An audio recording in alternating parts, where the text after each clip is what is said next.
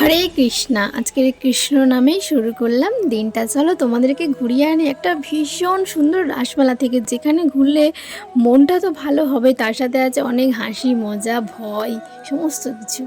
এইখানে সমস্ত ঠাকুরগুলো দেখে আমি মুগ্ধ, আর কর্মীদের হাতের কাজ তো বলার কথা নয়।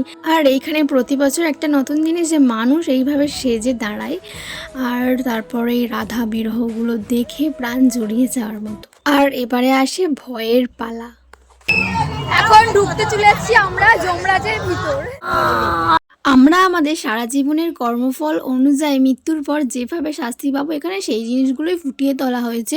হঠাৎ বৃষ্টি আসার কারণে কিছু মূর্তিকে পলিথিন দিয়ে চাপা দেওয়া ছিল, কিন্তু তারপরও এই সাউন্ডগুলো আর মূর্তি ছবিগুলো কিন্তু অনেক ভয়ের ছিল। জ্ঞান চর্চার দ্বারা সমাজের কোনো কাজে সে সাহায্য করেনি মহারাজ।